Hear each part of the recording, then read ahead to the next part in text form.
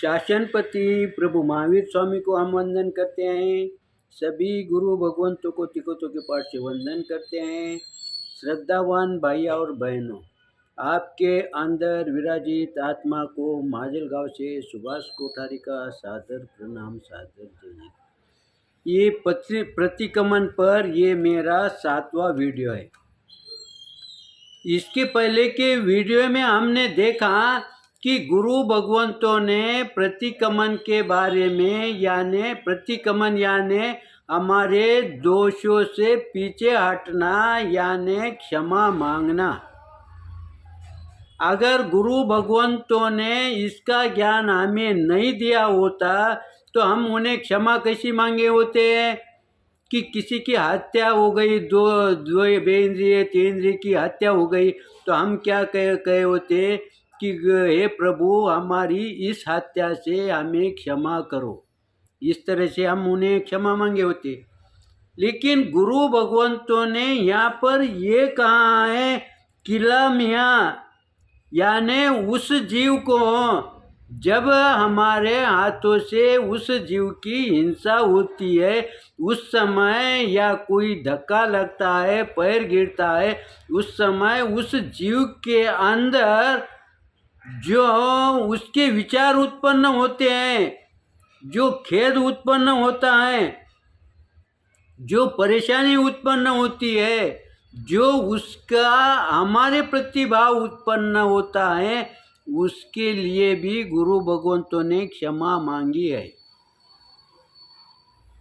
अगर समझो हमने इस चीज के तरफ ध्यान नहीं गया होता हमारा या हमारे गुरु भगवंतों का, तो वो जो दुख है वो सुप्त अवस्था में वैसा ही रहा होता तो हमें उसके लिए वापिस जन्म मृत्यु करना पड़ेगा।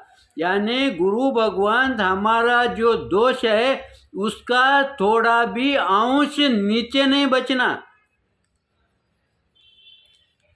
जैसे कोई चीज नीचे गिर गई है,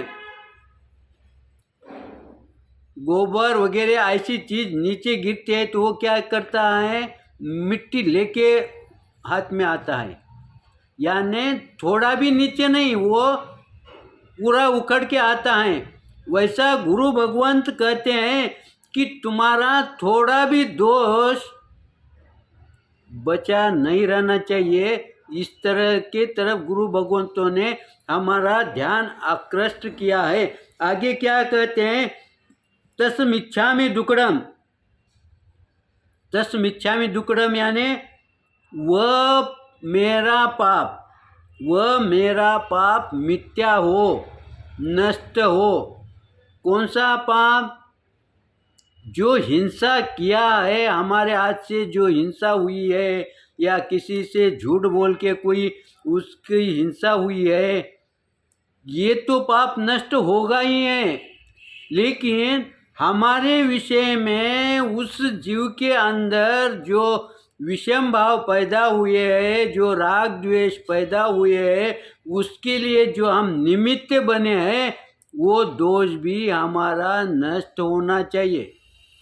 अब यहाँ पर हमारा एक प्रश्न उत्पन्न होता है, हम क्या कहते हैं कि सन्नी पंचेंद्रिय और पंचेंद्रिय हम दो भेद करते हैं, यानी मन वाला और मन रहित, ये दो जीव। तो ये बात गलत है क्या? ये बात सही है, लेकिन यहाँ पर गुरु भगवंतों ने क्या कहा है कि वो जीव का अंदर जो आत्मा है और हमारी जो आत्मा, हम सन्नी है ना और वो असन्नी है ना, उसके पास मन नहीं है, हमारे पास मन है, तो फिर हमारे में फर्क है कि नहीं? लेकिन गुरु भगवंत इस शब्द के माध्यम से हमें ये सूचित करते हैं कि तुम्हारा आत्मा और उसका आत्मा एक ही है। तुम्हारे पंचेंद्रिय सन्नी पंचेंद्रिय के जीव के आत्मा के अंदर और एकेंद्रिय जीव के आत्मा के अंदर जो गुण है वो सरीके है। उसमें कोई फर्क नहीं है, लेकिन वो गुण हमने जागृत किए और एक इंद्रिय विन्द्रिय ने उसे जागृत नहीं किया, इसीलिए वो गुण उसके अंदर सुप्त पड़ा है। जैसे कोई एक आधी बात हमारे ध्यान में नहीं आती, लेकिन कोई तो भी प्रसंग जब आता है उस समय अचानक क्षण के अंदर वो बात ध्यान में आ जाती है। फिर वो क्षण के अंदर वो बात कैसी ध्यान में आ गई, यानी इसका मतलब वो बात हमारे आत्मा के अंदर सुप्त अवस्था में पड़ी हुई थी, दबी हुई वाली थी, और उसे वातावरण मिल गया, संपर्क मिल गया, वो वातावरण के कारण वो ज्ञान खुल गया। वैसा ही भले ही एक इंद्रिय जीव की आत्मा रहो, चाहे पंचेंद्रिय की आत्मा रहो, उनके अंदर जो गुण है ना वो समान है, लेकिन सन्नी पंचेंद्रिय के जो गुण है वो विकसित हुए वाले हैं और एक इंद्रिय के गुण विकसित हुए वाले नहीं है।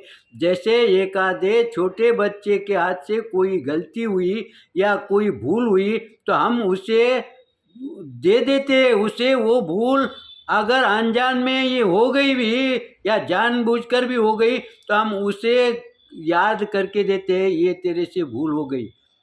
वैसे ही गुरु भगवंत कहते हैं कि उस आत्मा के ध्यान में नहीं आएगा, लेकिन हमारे तो ध्यान में आ रहा है ना, उस आत्मा के प्रति हमने गलत व्यवहार किया है, तो फिर हमारा कर्तव्य बनता है उसके ध्यान में आओ चाहे मत आओ, लेकिन हमारे ध्यान में तो आया है ना कि हमने उसके मार्ग में रुकावट लाई, उसकी क्रिया में हम बाधक बने, ये हमारे तो ध्यान में आया है ना, तो फिर हमने उसे क्षमा मांगना चाहिए।